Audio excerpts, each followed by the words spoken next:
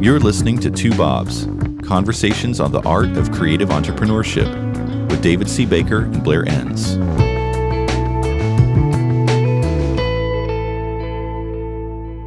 David, do you ever feel like some projects are cursed? I think I know what you're talking about. How many? This is number 7, 8? Well, it's the fourth take, I think, on this. And then that doesn't include all of the technical glitches that have derailed it before we even started. Every time I come up with a challenging topic, you have so much trouble wrapping your head around it that we just have to retake it 3 or 4 times. I need to go back to the early days when I just lobbed softballs at you. Yeah. Well, God doesn't want us to talk about money because today's topic, the good Lord willing, is money. 8 truths about money. And you've put together a list. What was the impetus for this? Do you remember? Do you remember way back when we first started recording this episode, why you wanted to talk about money? Oh, yeah. I don't remember the specific things that got me going about it, but somebody asked me the other day, what prompts you to do what you do?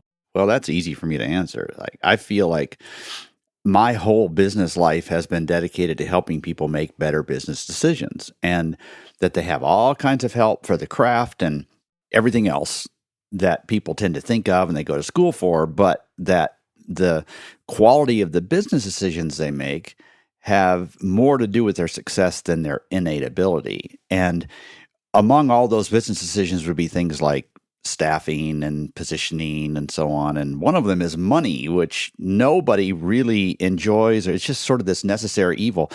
Anybody that loves money is sort of sick in the head. I don't mean love money, I mean love managing money, right? It's just a little bit sick in the head. So, and I wasn't even all that good at it. I had to really think about, or what does all this mean, and how should we track this, and what are the right benchmarks, and so on. But it's one of those topics that has so much impact on your life in the firm and then your life after the firm that it feels like we just don't talk about it enough. It's one of those things that it feels taboo. Like, how many people have really, really good friends and they talk about their sex lives, but they don't have any idea what the other person makes, and they have this unspoken critique about how the other person spends money, but they don't feel like they can talk about it. It's just this weird, this money has this strange power over us that I wish wasn't true.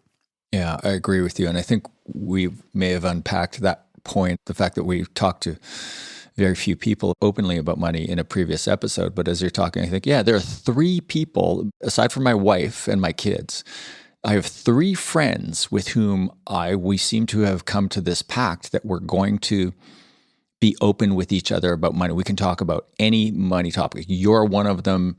You and I have a mutual friend who would be a second one. And then I have a personal friend here who I remember he and I having a conversation and just coming to this agreement. Okay, we're going to have this relationship where, as part of our relationship, we're going to speak openly about money, right, about how much money we make, about our money troubles, etc.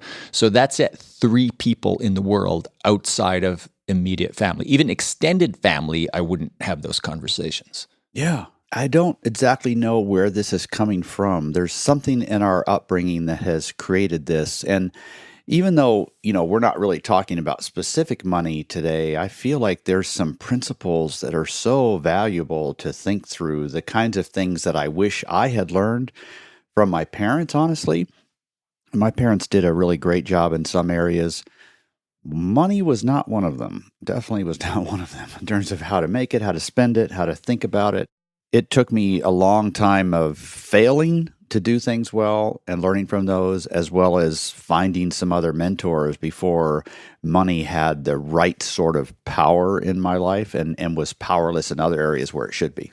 And speaking of mentors, I want to drop 2 names and then we'll get to your list of money truths. I recently read Morgan Housel's book, The Psychology of Money. It's a very easy read. It's 20 essays, and I found each essay to be profound. I thought it was the best book on money I have ever read, and I've read a few. In fact, I learned so much. I felt freed by it. And then right behind Morgan Housel's book would be the work of Carl Richards, who's a friend of both yours and mine. His practice is called the behavior gap. He writes for the Money blog for the New York Times. His books are called The Behavior Gap and The One-Page Financial Plan. So those are two great sources. I don't follow Morgan on Twitter, but I follow Carl. He's a great Twitter follow if you want to get some really sane advice about money that isn't the usual run-of-the-mill stuff, really about how to think in a healthy way about money. And he's such a good human. It's like there's nothing controlling about his life that's related to money, so it's really fun to listen and talk to him.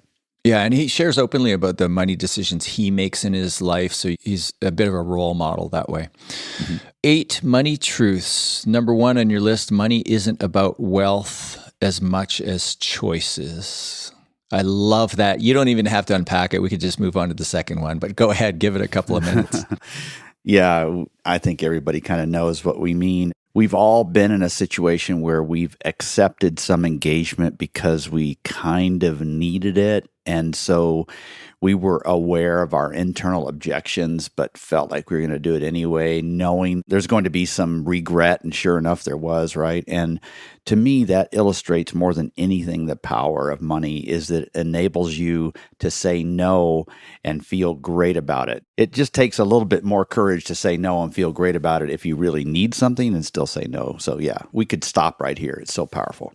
I'll just add to that. Dan Sullivan, founder of Strategic Coach, talks about freedom from and freedom to. Freedom from not having to do things and freedom to do certain things. Yeah. And that's what money gives you, is the freedom. It gives you choice.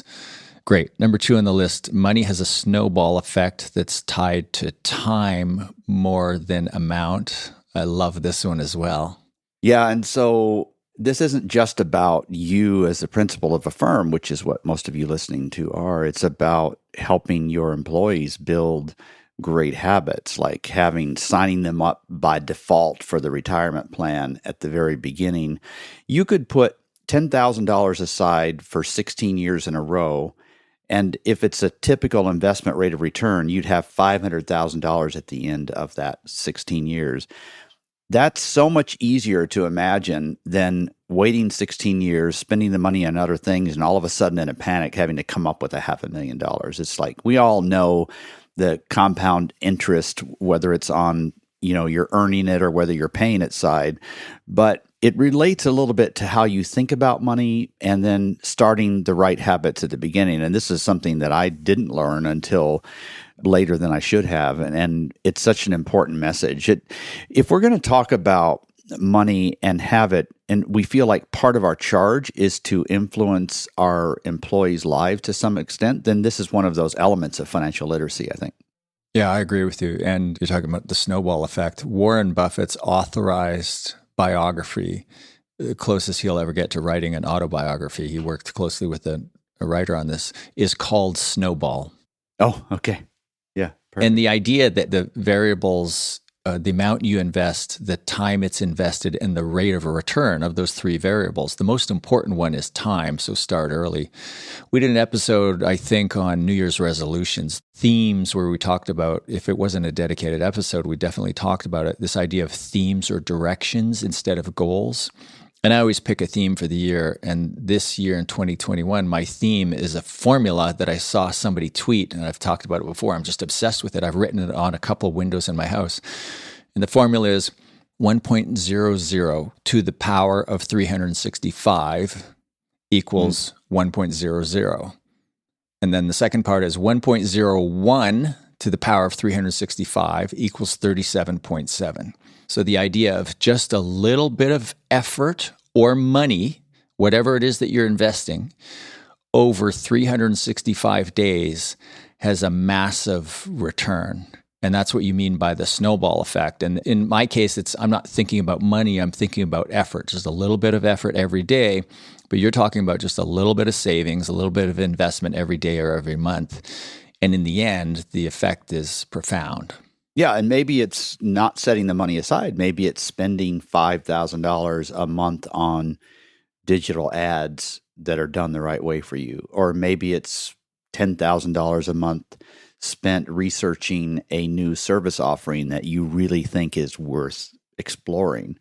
So there's just all kinds of ways we could think about that for sure. Yeah, great. So I love the first two. The third one, I don't understand, even though we've done this 8 times now.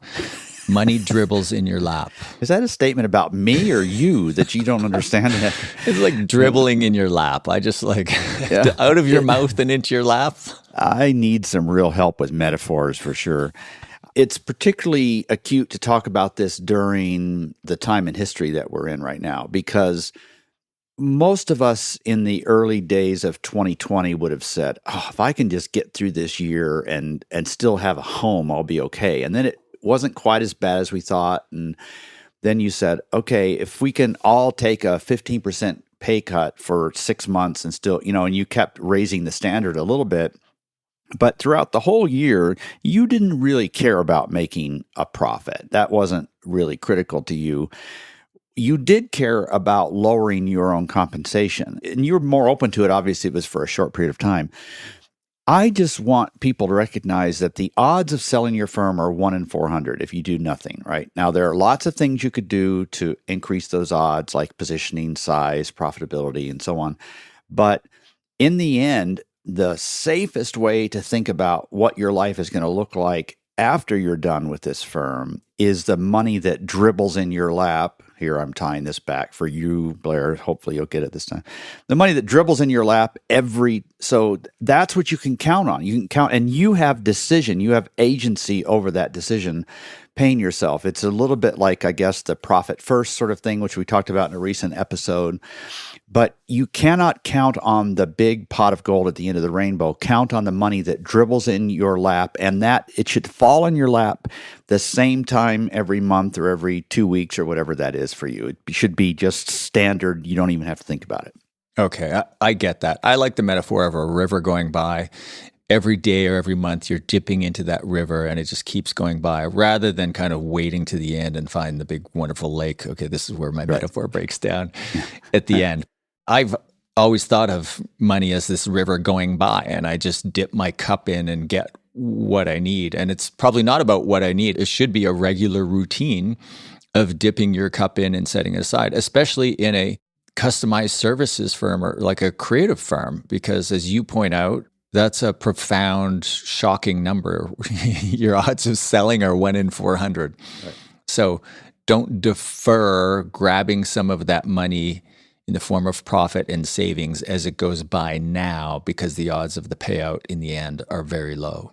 Yeah, and we're kind of lying to ourselves sometimes. I'll ask somebody about their compensation strategy and they'll tell me what they've taken out on a regular basis. And then immediately there's this asterisk and they'll explain to me that I've chosen to reinvest in the firm.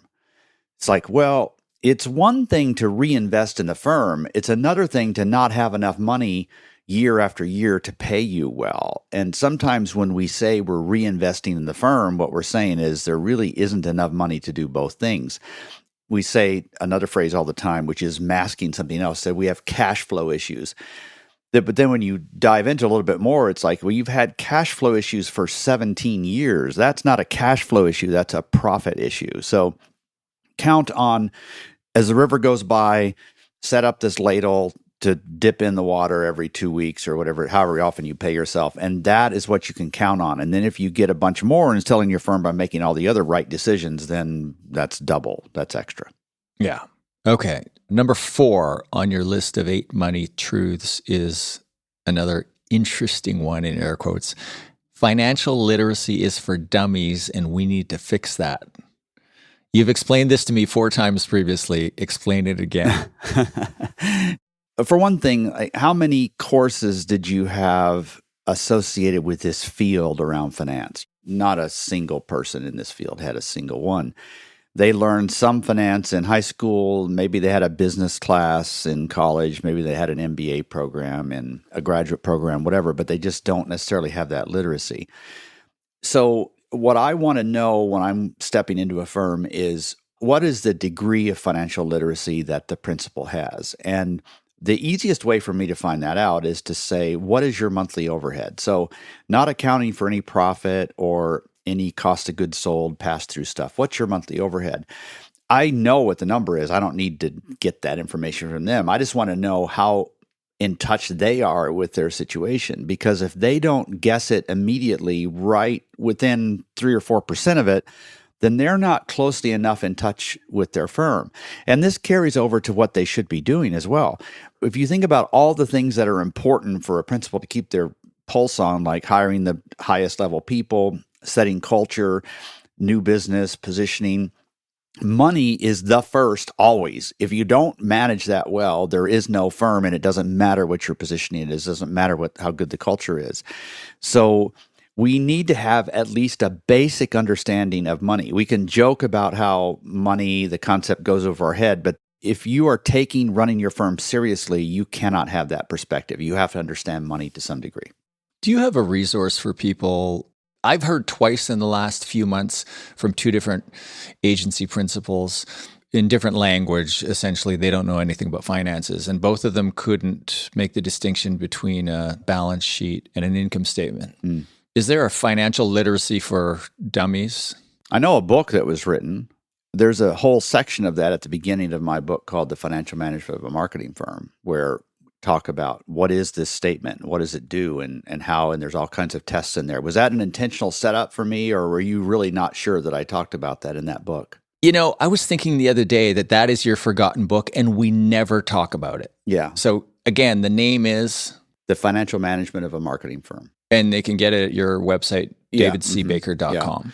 It's being revised right now, so anybody who buys it will get a free copy of the revised edition. There's only 2 or 3 ratios that are slightly out, but it's $100 for an ebook, and then it'll be available as a firm hard book at some point for about $200. Great. Now let's sell one of my books in the next one, okay? No, let's just go to the next point. You're listening to Two Bobs, conversations on the art of creative entrepreneurship. Your hosts are David C. Baker, author, speaker, and advisor to owners of expert firms, and Blair Enns of Win Without Pitching, the sales training and coaching program for creative entrepreneurs. For more information, go to twobobs.com. If you find this podcast helpful, please help us by telling a friend and rating us on iTunes. Thank you. Now back to David and Blair. Number 5 on the list of 8 money truths is leverage the tax system until they fix it. You hear all these billionaires talking about how the tax system should not be regressive, it should be progressive and ought to be fixed. And not a single one of those is paying more than the government requires them to do until they fix it. So they're going to keep using the system and pretending they care about this. This comes up more and more frequently. It never seems to be a prospect. It's usually a client who says, hey, how do you feel about us applying to the second round of PPP money? That's a payroll protection plan money. And they applied for the first, and they're wondering, like, is this ethical? Should it only go to people who are maybe going to go out of business if they don't get the money? My perspective is, you've paid a lot of taxes over the years. I trust you with the money more than I trust other people. If you're doing it legally and following the guidelines, for goodness sake, do. Let's take advantage of all the tax loopholes that there are. And if you want to petition your politician to change it, knock yourself out. But until they fix it, take advantage of it. Yeah, there's probably more that we could talk about there too without getting into trouble. This idea of... No, go ahead. I know what you're thinking. Go ahead and say it. You're talking about a politician who didn't pay a lot in taxes? No. Oh, okay. I think there's an understanding in certain levels of society that really rich people don't pay taxes. Most of them pay some taxes, but they work really hard to legally, and some clearly cross the line, to legally use the system to pay as little tax as possible. And you're saying the system is probably overly onerous, overly complex, but there are loopholes. You should pursue those loopholes and use them to their advantage. And it's a game. You know, the government's going to close those loopholes. They're going to unfairly tax you in some ways, in your point of view, and maybe your point of view as a listener is, well, all tax is fair. And the other end of the spectrum is all tax is theft. As a Canadian, we pay relatively high taxes because that pays for our health care, and I wouldn't trade that.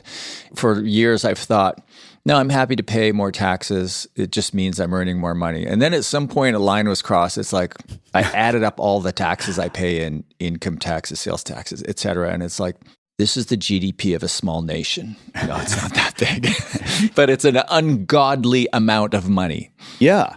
And if you had the equivalent of the PPP, you wouldn't have any problem applying for it, would you? Well, we have CERB, it's called, in CERB. So we had some COVID ability, and we applied for something initially when it was unknown. So we got a zero-interest loan, and that's going to be paid back. Some of it's forgivable, and so the question is, well, do we keep the forgivable amount? Because in the end, we had a record year. Right. We don't need that money. So if you consider this to be an ethical issue, my ethics will be tested in 12 months from now when I can't even repay the loan now. I've got to wait another year. You should fail that ethical test. That is my advice to you. Thank you. Okay. For you, I'm going to fail that ethical test. Number 6 on our list of 8 money truths, and I'm getting richer as this episode goes on, so I love it. Keep the advice coming. There's good debt and bad debt and stupid debt.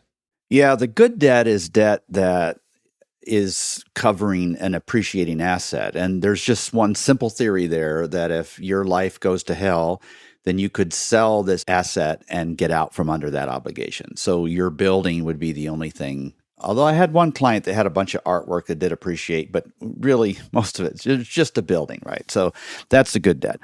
Bad debt would be debt for, say, operating purposes, where it enables you to mask the real issue underneath it, and you go ahead and borrow money because you feel like you need it and it solves some important need, quote unquote. But really, it's enabling you to ignore what's happening underneath. That would be a line of credit, a loan against receivables. There's all kinds of things that wouldn't relate at all to an appreciating asset. And then there's stupid debt, and that's the sort of debt that is not commutable in a bankruptcy, things like taxes, student loans. So if your firm is about to fail, then you have to sort of separate those in your head and pay down the ones that are not going to be commuted in a bankruptcy. So good, bad, stupid. My own personal perspective is that all debt is generally bad. I'd rather not have it at all. But I'm okay having it sometimes for like a home or a piece of property or something like that. But there's room for very different perspectives on that. I can't pontificate about it. I do see a lot more healthy conservatism about how firms are handling money. They used to live on the ragged edge, and that's not so much the case. They're making generally very good decisions about money. Even looking back over this year, I've been impressed with how solidly firms are emerging from this from a financial standpoint. I think they could actually withstand another significant shock if they had to. Yeah, if you look at the stats on not so much businesses, but I think we could translate it to businesses. I think in the U.S., before COVID hit, the average household savings was about 8% of income. And in Canada, it was less. It was like 5 or 6%. And then COVID hits, people go into kind of financial lockdown, and stimulus money is dispersed. Most of that stimulus money went into savings, and a lot of it went into the stock market. Right. So the average savings of a U.S. household is somewhere around 32% of average annual income, and in Canada, it's similar as well. So I think in some ways, this shock has caused individuals, households, and businesses to be more financially responsible in terms of the savings buffer that they have. We have more cash in the business now than we've ever had. I realized when COVID hit that we operated with too small a buffer. So that's been fixed. And I tell myself I'll never go back to what seemed like a safe buffer before. But then when 55% of your business evaporates overnight because you can't travel, all of a sudden that buffer is not very big. Yeah. All that stuff about risk was just hypothetical until this last year. Yeah, but I do want to push back on your labels a little bit and the judgment. All right. So bad debt, getting a line of credit to fix your cash flow problems, as you say, that are really viability problems. They're profit problems, right? So you're just like deferring the problem and adding more pain on top of it by going into debt to run a business that isn't as profitable as it should be or isn't profitable at all, and lying to yourself that these are cash flow problems. So I can see that being bad debt. But I think debt is tied to risk, and debt is essentially a trade with your future self. And we all have different profiles for risk, and our profile is shaped somewhat innately by our character that we're born with. It's also shaped by our experience through our parents, and our parents' experience. They shape our kind of values around risk and debt in particular based on what they experience. So we're never too far removed from that. But I, as somebody who has no debt other than that zero interest loan that the government gave me last year, I will at the drop of a hat incur a massive amount of debt. That changes as time goes. For what? An appreciating asset or something else? Like totally appreciating asset. Okay, Totally. yeah, Absolutely. Right. And the theory there is, they're going to make you pay at least 30% down because they want to say, all right, if the value of this thing drops that much, could we sell it and get out from under the debt? So yeah, I'm fine with that. Yeah. Okay. That's enough on that. So we have 2 money truths left on your list of 8. Number 7 is you have a lot of career choices. Act like it. I really like this one. Do you want to explain what you mean by that? Did you ever put a list together of the things that you wanted to be? Or I don't think anybody asked me to do it, but I was just motivated to do it. And it was 18 things. Paleontologist at age 5, right? No. I had 18 possibilities. And actually, oddly enough, this was not one of the 18. What was number 1 on the list? I don't remember what number 1 was, but why should I? You're just going to laugh at me. You're just going to mock me. Yes, go on. A talk radio host. Well, look at you now, David Baker. Yeah. You've made it. Yeah, you're the only one listening, though. The other was an archaeologist. The other was a linguist, anthropologist. They were all kind of hoity-toity. Ists. Yeah. Anyway, this is true, particularly if you're very successful at what you do in this field. So you're kind of trapped by your success. I mean, if you weren't that successful, then you would, most often anyway, you'd be rethinking, like, should I do something else for a living? I'm not talking to those people. They're already thinking about that, and they should. It's more the people who are wildly successful who kind of switch their risk profile, and they try to limit the opportunity that might come along that would sort of endanger their success. And I think we ought to keep risking the firm in smart ways and recognize that, listen, you don't have to do this forever. In fact, more and more people are recognizing that. They're doing this until they're 35 or till they're 45, and then they're going and doing something else. Don't feel like this field, especially if you fell into it right after your education, is some sort of a sentence for you. There are all kinds of ways to actually move up the ladder. Like you could drop all the implementation and simply be an advisor at some point. We've talked about that in another episode about business models and so on. That's all I mean is just be honest with yourself about how well this is working for you. And do you want to do something else? Then don't let the fact that you've got 25 employees kill that idea in your mind. You have to be responsible, but don't feel trapped. And all of these things tie together. So if you've put money aside, if you haven't incurred debt, all of a sudden you have a brighter future that doesn't limit a lot of the things that you could do. Yeah. How often do you encounter an agency principal who feels trapped in their business? A lot. Yeah, a lot. Yeah. It's the field that they wanted to do, but they have nothing to do with a creative product anymore. They're solving personnel problems. They're dealing with a client who's unhappy. They're talking with a bank and they're buying insurance. It's like, that's not what I want to do, right? A lot of people grow into that and they're really good at it, right? But let's just re-examine this. And just because you own a firm doesn't mean that you're more trapped because you own a firm. You have to be responsible, but there are lots of options. This isn't your only career choice. Yeah, you can walk away and go do something else. And your point is a lot of people are doing that now. They're not seeing it out to 65 and the gold watch. It's like, I'm 40, I'm done, I'm going to do something else. Right. Number 8 on your list of 8 money truths, be reckless with money, but ruthless with time. Oh my God, I love this one. I can't help but think of Derek Sivers, who wrote he didn't actually write the forward. He wrote the non-forward for your book. I asked him to write the forward to the book, and he wrote me back this really nice, somewhat lengthy note saying, I'm sorry, I'm saying no to things right now. There's other things I want to get done. And it was very kind of him to put all that effort into saying no. And I thought, well, doggone it, he just wrote the forward. I wonder if he'd be okay if I just published that, right?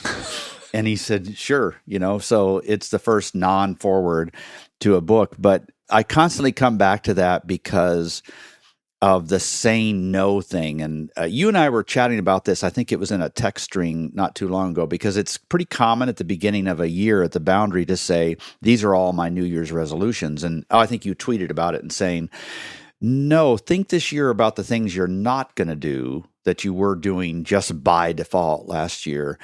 And I feel that way about time and money. So I'm far more likely to waste, quote unquote, a bunch of money than I am time.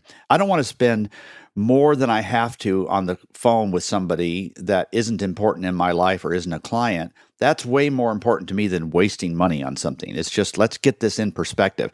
Money is a renewable resource. There's a river running by and you can reach out and grab it all the time. Time, every one of us has the same amount of time every day. Yeah, I wholeheartedly agree with that. It also might be the point of view of two guys on the other side of 50 who have more money than time. And I remember a time when I had more time than money. But you're right, one is renewable, one isn't. There's a river of money going past you. Feel free to waste it. Will you have that conversation with my wife on my behalf? She does money? not like waste of any kind. And I'm constantly wasting money. No, I won't. No, I'm sorry. I have a spouse already. Thank you. All right. Our topic today was 8 money truths. Number 1, money isn't about wealth so much as it is about choice. Number 2, money has a snowball effect that's tied to time more than amount. Number 3, money dribbles into your lap, or it's like a river running past. Stick your cup into it.